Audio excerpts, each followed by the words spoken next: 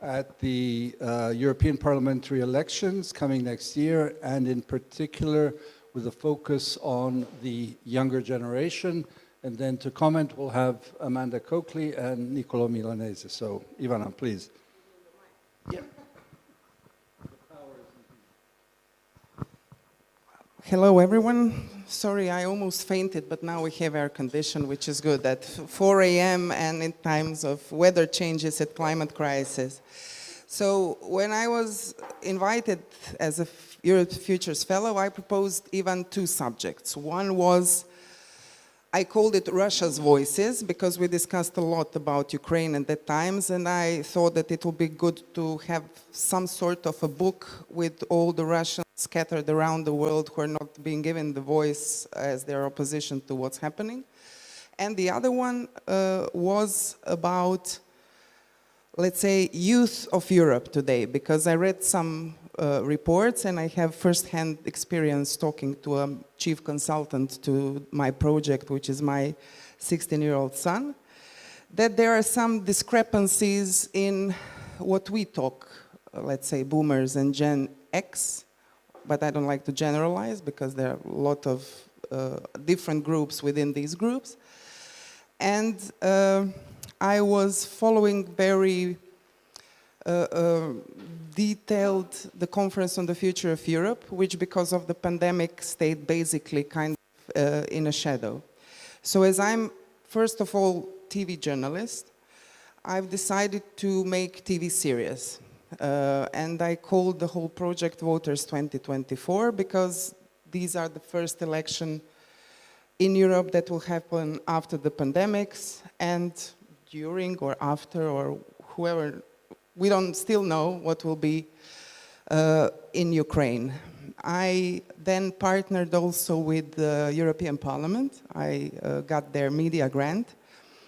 And I did 6-episode series, which was broadcasted on my TV channel, which is N1 Television. It's CNN affiliate for, we call it Adria Balkans region, so let's say all the countries of former Yugoslavia.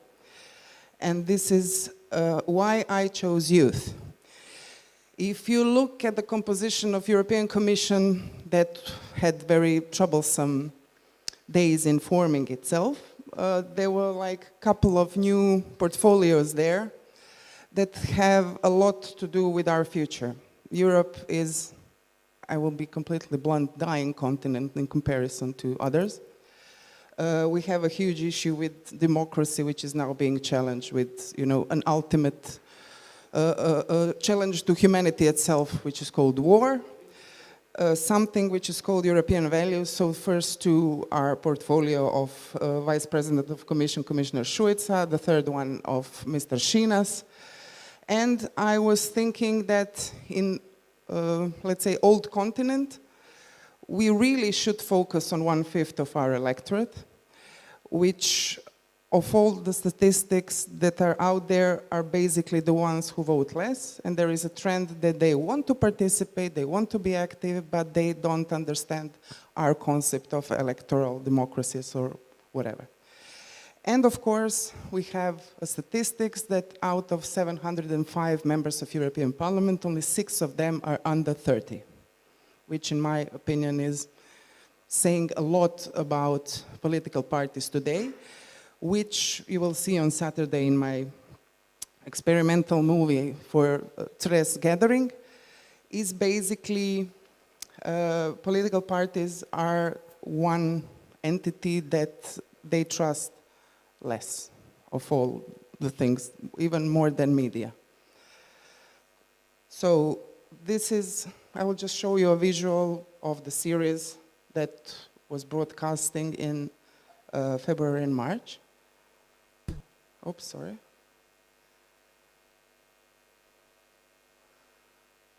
Do I need to play it alone or what? Or you do something with this? So I need to do it twice? Who's in charge, you or me? Thank you.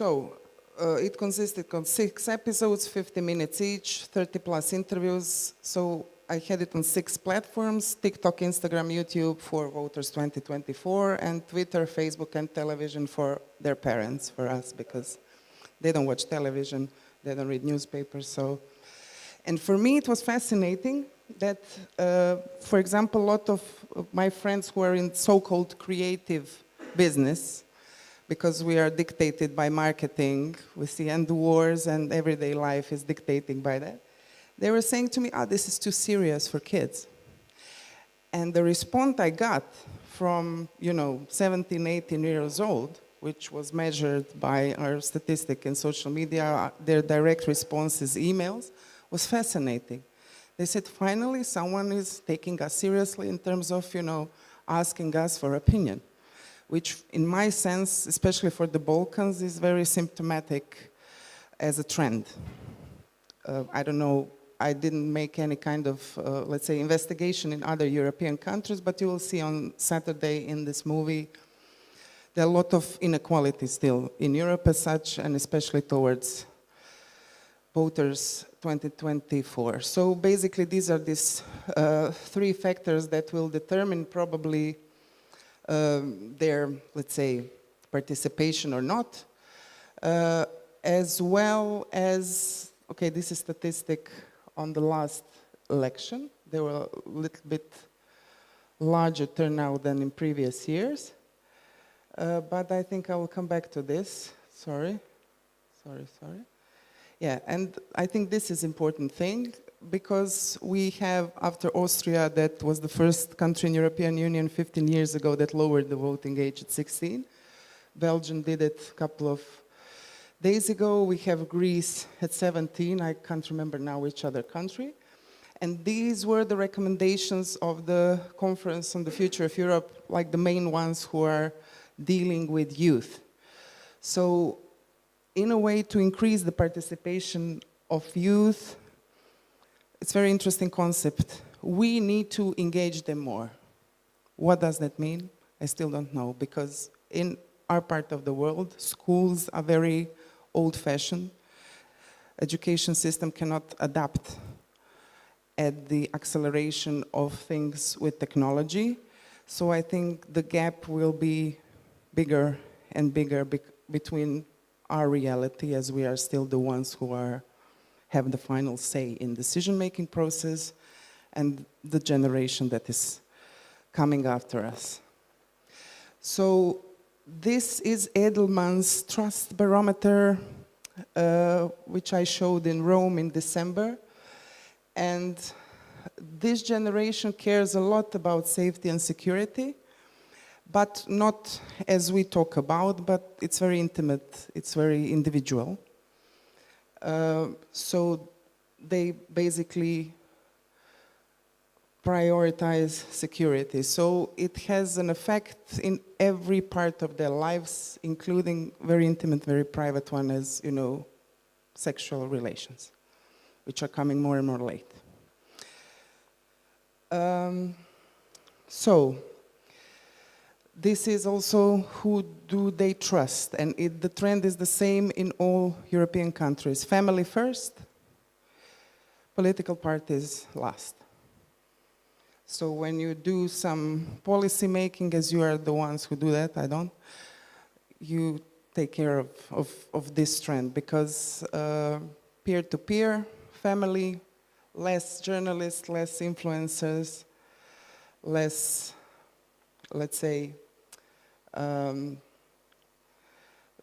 in some countries they say the religion plays a big part. That's not the case from the data we have. I'll come back to this. So that was, young people were asked this before the beginning of war in Ukraine. But they still care more, they're more globalized generation, and they do still care more about Europe and the world that I think we do or we don't, so there is also a potential to include them in that. And concerning their political views, It's quite different than we saw at the midterms in the United States, where basically Generation Z helped Democrats not to embarrass themselves. In Europe, we have huge inclination of young people towards the right. And technology in terms of all the data and legal actions that are being taken from the side of European Union are still not gaining ground within youth, because their main, let's say, source of information is TikTok. And on TikTok you can see Putin as a very nice guy. And you can see the trend that young people under 25 tend to favor authoritarianism towards what we knew as pluralistic democracy, or you name it as you like. Influencing comes from several sources. Okay, China is the source for TikTok, but on TikTok you can have different contents, also a playground for Europe's right wing. Huge one, even though they have a lot of barriers towards content, but it's still there. Telegram with war in Ukraine exploded. It's unbelievable, you cannot trace it. So dissemination of whatever you can think of worse things is on Telegram. Gaming chat boxes also. So that is also a problem. And how the schools respond to that, it depends on the country. You had a case in the UK with, I don't know who knows who Andrew Tate is. Okay, you do? So UK had a huge problem with young male population 14 to 16.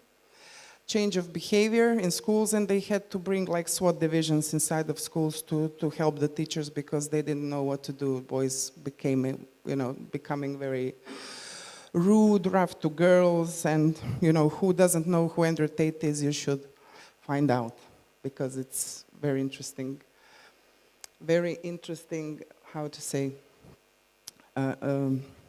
phenomena, which goes back to why Brexit happened, why Trump was voted in, why we have situation in Poland or in Hungary as we do, because it's all the same basket where it comes from, or the same root, more or less. So this is an old data, basically, from 2017 European Value Study, but I didn't have time to put out recent data after European elections. France, huge tendency of first-time voters towards the right, either Zemmour or Le Pen. Greece, now we saw, Yanis knows, everyone was like fighting for the new generation, but at the end, they went to the current government more. And we have Sweden also as an example, and of course Italy. And I found something which maybe a lot of you don't remember. It's from several years ago. It's an investigative piece of colleagues from The Guardian, and it talks about this same basket where everyone comes from. So, what's her name? Giorgia Meloni, the woman. Brother Italy is one of the old fascist parties. It's one of the old right-wing parties. It used to be fascist, but Neo. Remember, Bannon's theorem, you put a reasonable face on right-wing populism, you get elected. Bannon was meeting Meloni in his hotel. He invited me to join them. We are fighting with our movement for the defense of identity, borders, what Europe really is, something very different from the Europe we know now. The Brothers of Italy is a party that has neo-fascist or post-fascist heritage. Is that correct? Heritage, eredità. We are the party of Italian of right in Italy, but you know what? I was born in 1977. And I was born in 1975, but I know still what fascism is, especially on today's day. But several years later, we have a new prime minister of Italy, with huge support of young people, normalized completely. And that trend of normalization and penetration with new technology into our public life, which is hidden from the traditional institutions, call them schools, either political parties. I think it's a huge issue for our democracy. So these are the faces of new European youth, okay? And the question also stays very open after the pandemic, after war, during war in Ukraine, after all that we experienced, the crisis, price rise, the problems of young people not having, enough money to buy the apartment, which is a huge problem all around Europe. We'll see, will they go out and vote in 2024 or not? That's the first issue. Or they will try to, engage themselves somewhere else, like be it climate movement, be it, I don't know, protest in France against pension reform, or be it right-wing militias going around our towns as they march in Poland. So, Europe, this is not the statistics of the youth from Foundation of Political Innovation. So it was also a year before the pandemic, because so the trend is in Europe that people tend to go on the right side of the spectrum altogether in these 4 measure countries. And in France, the lowest picture is the picture of the movement of identitarian youth. In the middle is Poland, and up there we'll see how our parliament will look like with now Meloni in power. Polish, we'll see how it will go. So I think we really need to talk about new voters, if nothing else. And that's it. I'm not so good in presenting something which I filmed, so I've tried to articulate. I do pictures better than words. But I'm not an optimist, yeah?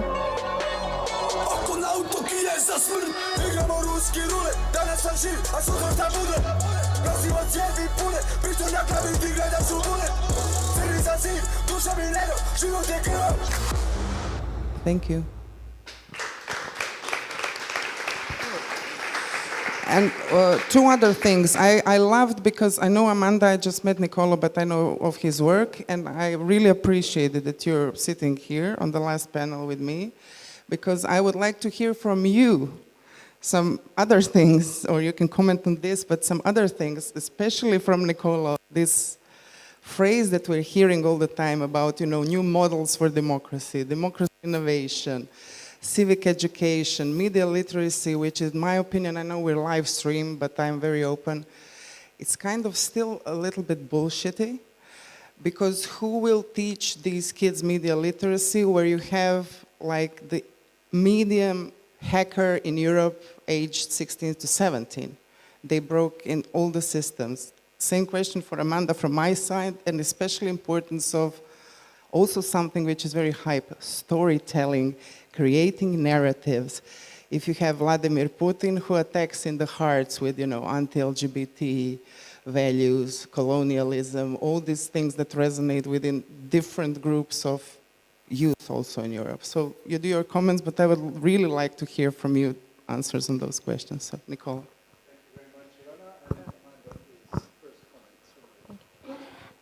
Thank you so much for that great presentation. I think this is a huge topic, but it's an incredibly important one. I think in Rome, I criticized the use of the term the youth, because I think it kind of others young people, but I think that definitely the younger vote is one that has to be taken into consideration. I'm going to address the EU elections first, because I was just having a think about this before, and I think that when it comes to the EU elections, from what I've seen, I think younger people that do vote tend to be from kind of higher socioeconomic communities, that they have, they understand the European Union, they know what it's about, and they feel that their vote is important. And the other reason why young people might vote is because they have found community in a political party or movement. Now, these political parties, from what I can see, tend to be mostly far left or far right.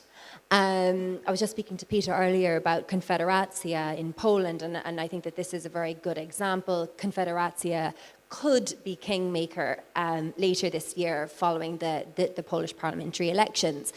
And their kind of core supporters are young men, I think aged between 18 and 35 or something. And a friend of mine went to this kind of beer drinking, they advertise this, come drink a beer with us in Warsaw. And he is around, I would say 51, 52, my friend. And he was saying that the majority of men were between 18 and 35 who all had this Andrew Tate-like energy. And it was this sense of kind of, nationalism, the world is falling apart, people don't know their place, like this really vitriolic kind of, I cannot say whether they were saying that quite, but that was the kind of way he described the atmosphere. And I think that for younger people, they can find community here. And as well, there's a sense of the rebel vote, right? The younger vote has always been associated with the rebel vote. And whereas before it was kind of, fighting for democracy, be a rebel by fighting for democracy, I think at times, depending on the group that you're referring to, I think the rebel vote can be, bringing back traditional values or, putting right the wrongs of the past. Also, what these political parties or political movements can do is they can offer rapid career advancement. And whereas if, all of us have gone through traditional structures with career advancement, and that can be slow and stodgy, this idea of you need to put in your time, you need to sit behind your desk. Increasingly for younger people, that isn't going down. Remote working has become ever more prevalent, the world has become smaller. So for these movements, you can go from just being a member to being, a key regional leader or, in the national leadership structure very, very quickly. And that's very alluring to some people, I can imagine.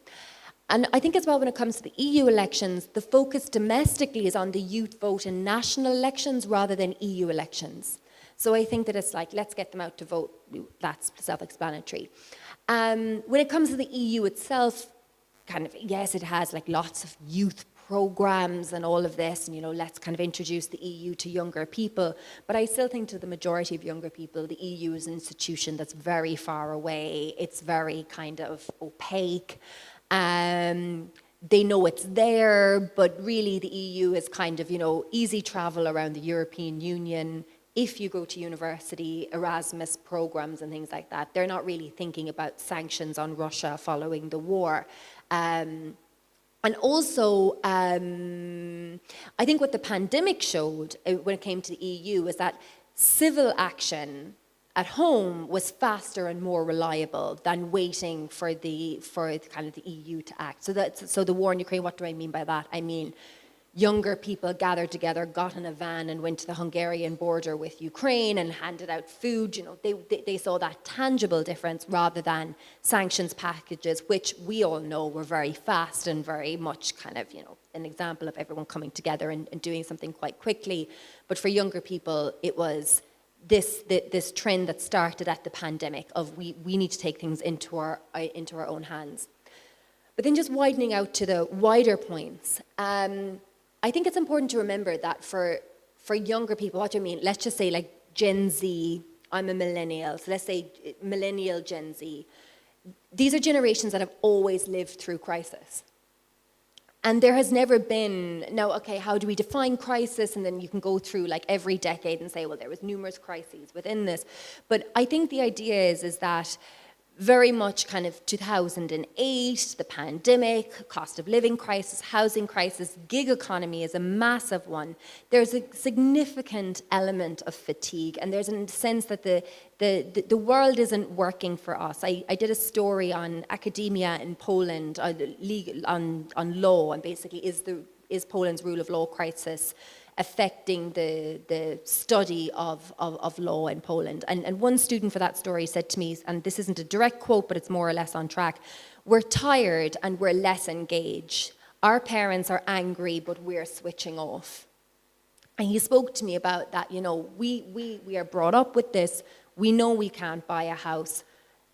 We know we won't have a pension. Pensions are something that actually my generation are talking an awful lot about at the moment. The majority of us don't have actually rigorous pensions that on their own can support us when we retire.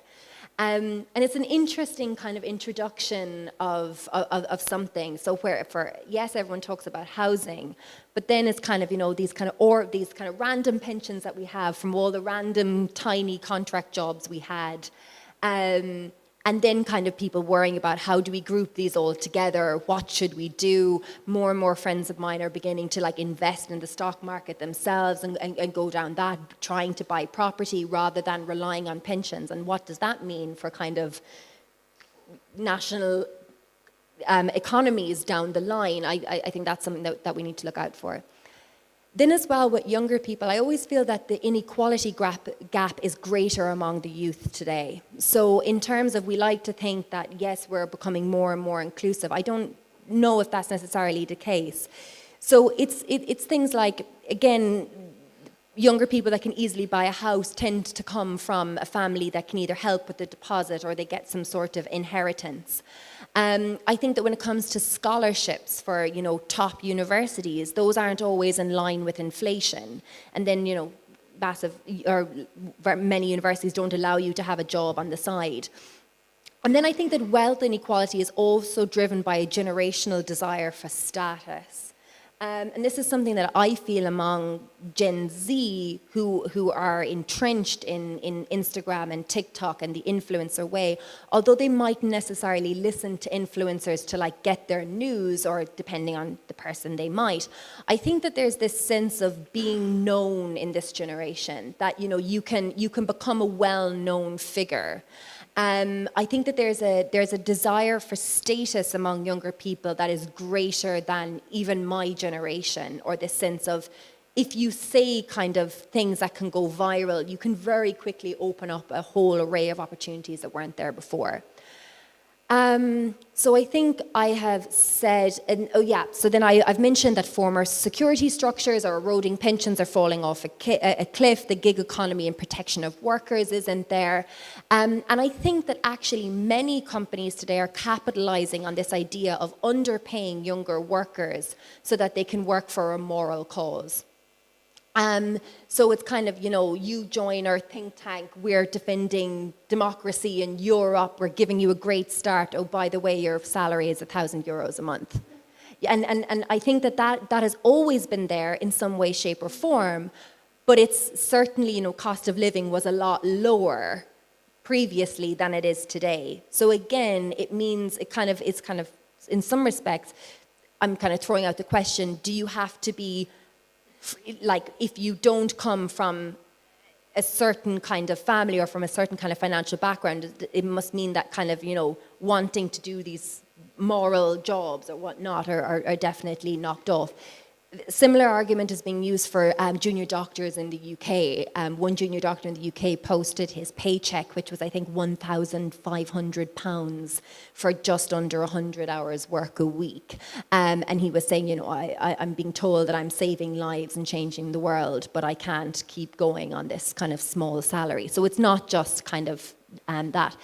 I don't want to go on too much about AI, because I think that every single person is talking about generative AI right now, and I think we're kind of saying it's an absolute game changer. We don't know how it's going to play out, but there is a possibility that the opening entry jobs for young people, I'm sure many of us started here with I started doing a very menial admin job in book publishing. That was my first kind of staff job. I think many of those jobs, even if AI doesn't kind of start writing journalistic articles, but many of those jobs could be replaced or significantly reduced. So those opening menial jobs where you get coffee, you get to know people, you network your way up, those are going to be shut down. There was on actual AI, there was a very worrying article in The Guardian about the Bild-Zeitung in Germany that was saying that it was going to start using AI for kind of its daily churn. Lastly, I think that every older generation worries about the youth. I think that we go back through history that everyone's saying, oh, the youth are, the way we kind of don't, they're going to the dogs. But I think if it's one thing about like the millennials and the Gen Zs, I do think that they're incredibly apt at survival. And I think that they're very, very good at kind of innovation and going with the flow. So I think that there's an awful lot of cause for optimism.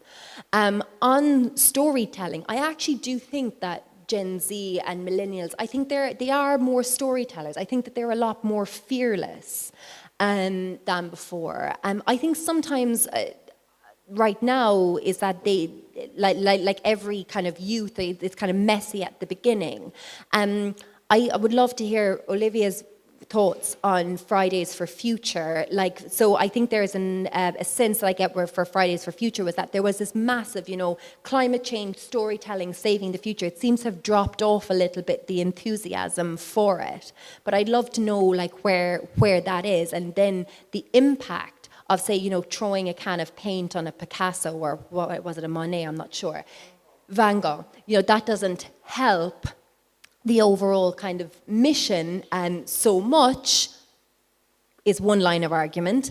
Others would say it brings attention to it, it shows it shows dedication. But I think that overall, the younger voters in the European Union, I have to say, I think will be okay because they're incredibly apt at survival. Thanks, Ivana, for the presentation. I was thinking about the first days of this year, back in January. I was worrying about my younger friends and younger colleagues, several of whom were in Lützerath, protesting against the German government, which has a Green Party in it, opening up a mine, a lignite mine, one of the most polluting kind of mines you could open. And I remember getting the first messages, I was just finding it in my phone, from my friends who were in the village of Lützerath when the police came in to expel them. And the first message I got back was, the first thing they have done is taken down our rainbow flag. As an attempt to undermine the hope and the kind of utopian spirit that was in that space. And then several of those friends ended up in field hospitals just outside of the village with head injuries and other sorts of things. So I was terribly worried about them. Also, of course, at that protest was Greta Thunberg, also got arrested. And it's a fairly obvious thing to point out that, this European elections will be the first European elections, presumably, that Greta will vote in. Just before the last European election, she had launched Fridays for Future, and so you see a little bit how far we've come, that the previous European Commission wanted to justify its green policy as a genuine response to the youth mobilization. Well, now the youth mobilization for green causes leads to head injuries and arrests. And flying here yesterday from France, I got more messages from my friends who were behind this, which I happen to still have in my bag here, was the mobilization against the water basins in Saint-Soline back in March, which had an extraordinary amount of police violence, 4,000 grenades fired in over 120 minutes. And the organization which was partly involved in organizing that was legally dissolved yesterday, and various of the members of it arrested.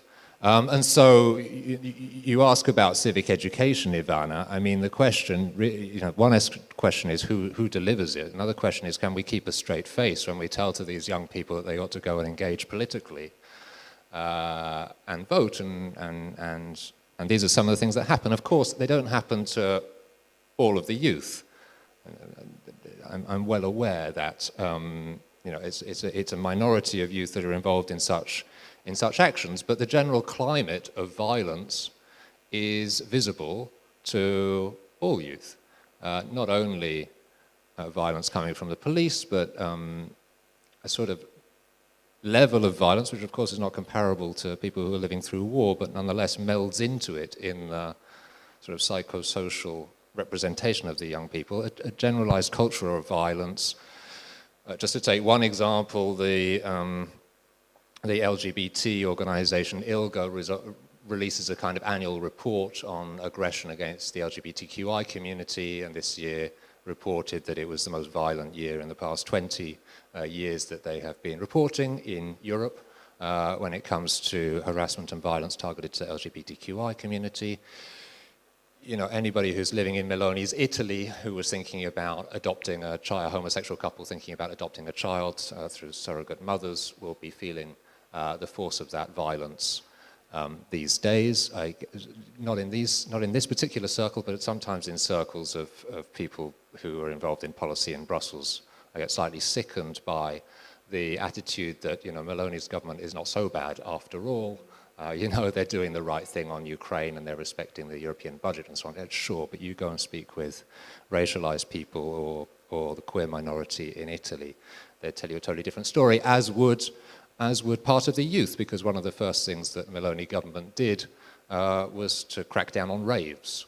It was a completely useless kind of policy, but it's a symbolic one to attack a part of the youth and say this is not something we're going to tolerate. So I think that it's unsurprising in what you showed, Ivana, that a major concern of young people is about mental health. You could say that a major concern of young people is mental health because they're awake to what's happening around them, and so they have mental health concerns. It's an anecdote, but as many of you know, my organization makes a festival every year, Trans-Europa Festival. We come up with a slogan for each one by asking a huge number of people around us. Last year in Porto, we were still able to have a kind of dynamic slogan, democratize, decolonize, decarbonize, kind of Extinction Rebellion kind of slogan. This year, in the festival, which will be in Cluj, the slogan is holding space. Holding space for each other is kind of vocabulary coming from psychological support. And the whole imaginary of what people wanted to find in a festival about an alternative Europe was one of a kind of safer space of home in which they could be together. And having those conversations from one year to the next, from this kind of activist moment to this, we just need to have a space together, shows to me the state of mind of the most active part of the generation. Then sociological studies that I've been involved in and the others that I've read have shown that particularly amongst the youngest generations under the age of 25, there is a polarization of political attitudes in general, but in particular around gender-related issues. So for example, in France, it's the youngest generation that has the highest percentage of people who are opposed to the right to abortion. That's the same also in Spain, according to various studies. That doesn't mean that all of the youth are opposed to abortion, of course. It means that there's a higher percentage that are opposed to abortion than in any other age category. And there's this kind of polarization of attitudes from a more radical feminism to a kind of radicalized toxic masculinity. And so, again, it speaks to a sort of climate of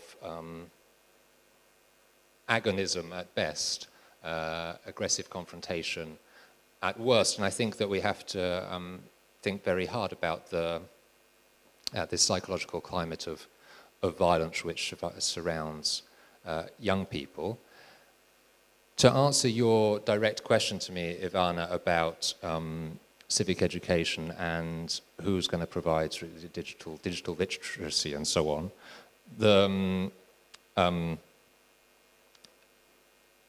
since the pandemic, it was already present before the pandemic, but since the pandemic, the phenomenon of what's called civic deserts in Europe has become flagrant areas in which there's almost zero out-of-school offer for young people, and so then, of course, the only spaces are virtual spaces and sometimes dangerous virtual spaces.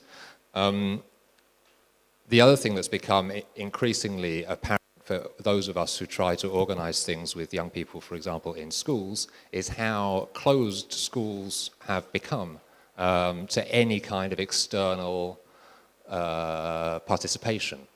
It's simply almost impossible to organize things in Hungarian schools these days, but that's and it's possible in many other countries, but it starts to become extremely difficult,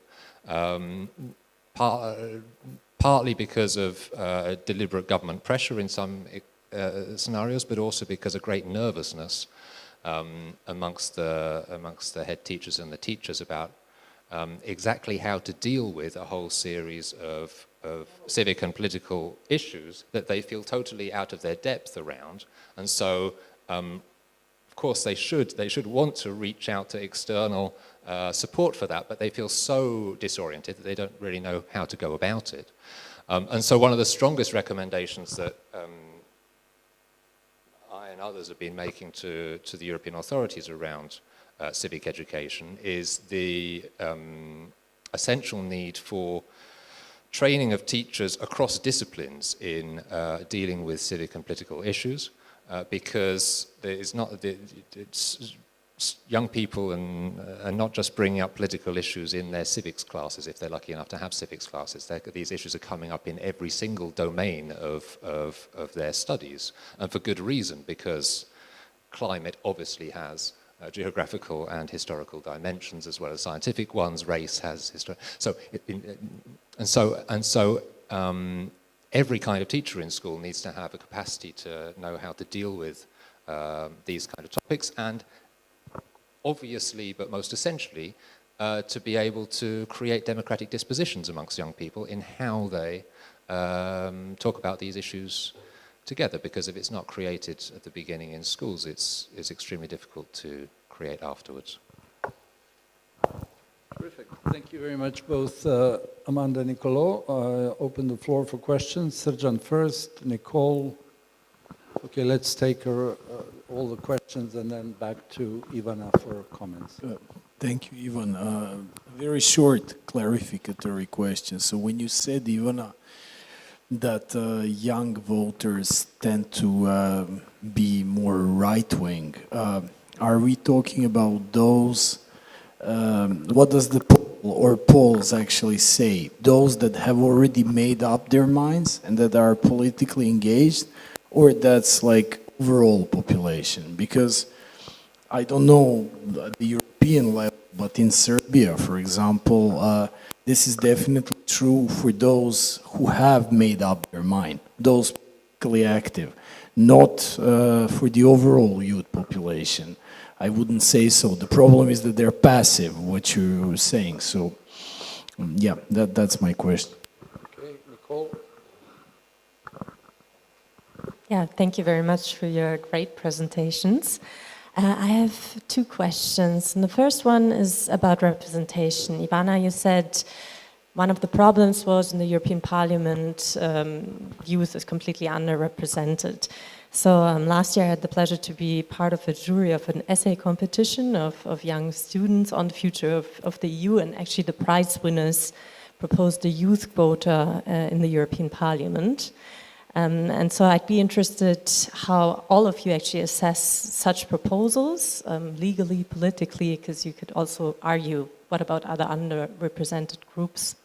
And the second question relates very much to your question and to really public opinion and to the key cleavages you see that are actually related to age. Because I also, listening to you, Amanda, and to you, Ivana, on the one hand, you said there's rising authoritarianism or authoritarian attitudes, but as you also said, the young people that actually come out for the European Parliament elections tend to be more educated, usually more pro-European. So my question is really, if we would lower the voting age to 16, what would be the implications in terms of the composition of the Parliament? But also, if we had more young people represented in the European Parliament, what would actually change and what would be the policy dimensions that they would push?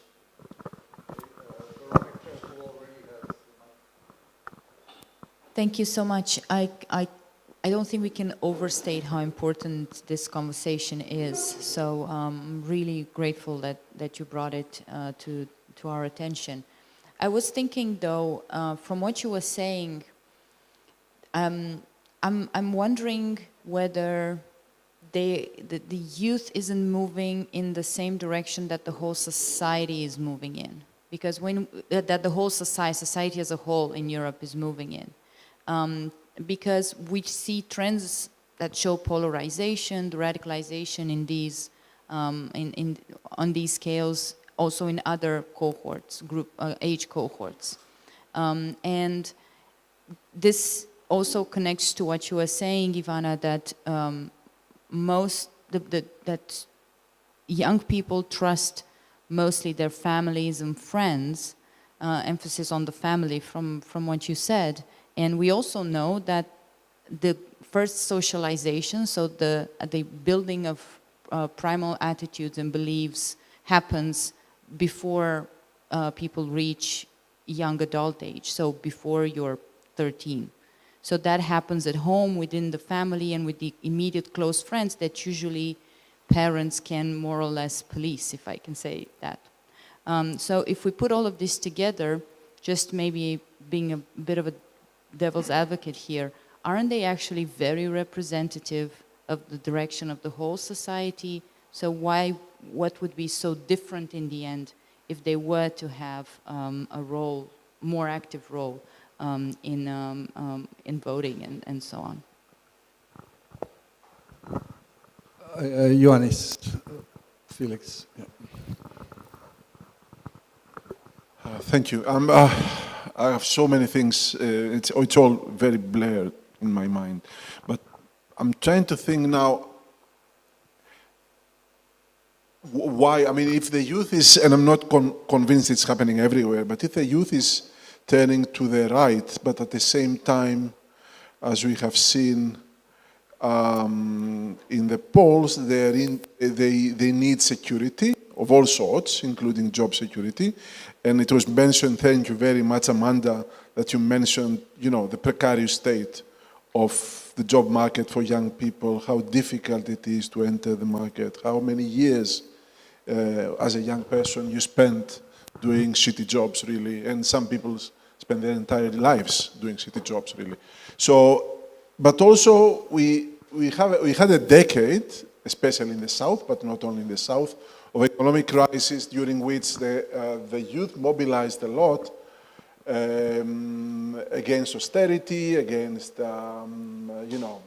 bailout agreements that were favoring the same economic interests that brought countries to collapse, economies to collapse, and so on and so forth. So I guess where I'm going at is it maybe the youth is frustrated by the fact that political options that would be more progressive, quote unquote, in what we would favor, have failed to, first of all, prevent the kind of situation that we have seen during the crisis, or we see now with the precarious situation of the youth, and secondly, that they have not managed to develop some sort of political alternative that would resolve this kind of problem. So therefore now they turn to the right, but at the same time not the neoliberal right, but the right that talks about a strong state, about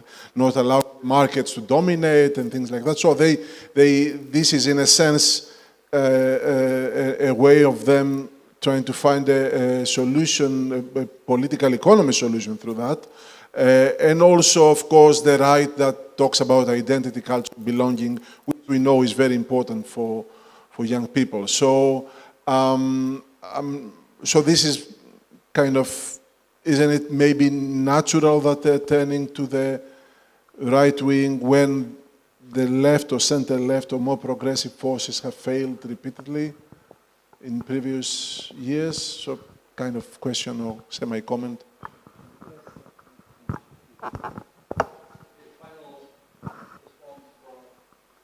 Okay, I will first contest Amanda's statement that what did you say, that every older generation war is about the youth. Okay, that's like a common sense thing, but I think this generation of, I don't know how to call it, not to sound too cliched, digital natives or digital generation, a generation who doesn't understand analog concept of thinking at all, this is different. This is first time in history that we have such a huge discrepancy between, parents and their children. Because really, if you explain to a kid what black and white television is, or what's the landline, or how the world without internet look like, they cannot, their synapses don't match, that they cannot have this kind of thinking. So I think this difference is much greater than before, but maybe I'm wrong. Maybe this AI world will correct me in that. So first question was Srđan. Is the issue of mobilization. Those who go out on the polls to vote for far right, they are motivated to go out and vote. Greta Thunberg's, they hate the Green Party, because they're not radical enough, So this, if we call them left, or we call them, I don't know how, this climate movement, for example, because they're the most articulated from this opposition side, or this new, what you call radical, very rightly, or radical feminism, or this new identitarian thing from, let's say, left corpus from before. They tend to organize themselves in different spaces, not going to the poll. So that is an issue. If we still have parliamentary democracies where you choose your governments to govern your countries and your societies, then we have an issue, because those others do not tend to vote because they cannot find representatives articulated in forms of political parties. So that's an issue. Those guys are organized and they go and vote. For example, in Croatia, in presidential elections, youth vote went also to the right-wing contester, Škoro. So that is just the mobilization thing. I don't, I'm not into that much, but that is the tendency that's there. For Niccolo's question to representation of underrepresented groups, and what did you ask? Yeah, lowering the voting age was the question twice. I think what Niccolo was saying about, I will not say civic education, but about education is the main problem of Europe concerning young people, because schools, they're not adapted to this generation. Schools are completely not their thing. And that's why there's a huge dropout. You talk about university students, Erasmus. That's a tiny percentage of European youth who study and who travel. So there are, lack of workforce. We have changing situation because of demography, that we have a lot of youth from immigrant origin that still don't have a voting right. It's a very huge case in Austria, for example, at the moment. So things are changing, they're changing fast, and what I said, institutions are not adapted to it. So I think when you have the recommendation of lowering the voting age at 16, bless you, without fundamental change of education system, which is still under national competences, is not European policy education, is individual, I think this will create more and more inequalities, because, I don't know, Finland can catch up maybe and adapt fast and allow Niccolo to school to lecture the kids, but not so sure in Italy what he said at the moment, or Croatia, or Poland, or somewhere else. So you will have youths and youths of Europe which will not be able to build this common European space. So I think that is also an issue for future of Europe as such. So I agree with you, there is this recommendation to lower the voting age, and we'll see. I think the best example will be Belgium, because in Belgium it's mandatory to vote. So it will be for scholars who measure things, the best case scenario to measure on European elections, for example, where the Belgian vote will go. So Veronica's, I think it is the failure, and it shows the zeitgeist of our times, that, this is the mirror of us. And if we see Europe, which Olivia contested, it's not a power anymore. So the social fabric that is falling apart within whole of Europe, that's my personal opinion. I don't think that we will prevail in short or mid-run. I think that is the picture, but what can we do? What can we do? We can support, or change the models of democracy.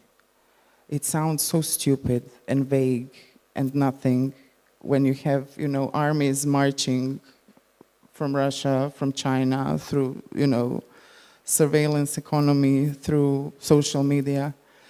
So that's why I'm not an optimist, and it's good that I won't be here in further future to know what will happen. Okay, so Yanis's comment, I think also is the failure of the left, because who is the left in Europe? I don't know. I was driving a taxi in Greece a week before the elections, and there was a young taxi driver, and he was saying, yeah, Varoufakis. All the youth will vote for Varoufakis. And he didn't enter the parliament again. Syriza, okay, but not anymore. So, who is European left at this moment, in which some progressive youth of this sense that Niccolo explained will trust in? I don't know. I don't see them. So that, I think I've covered it all. Yeah? Okay.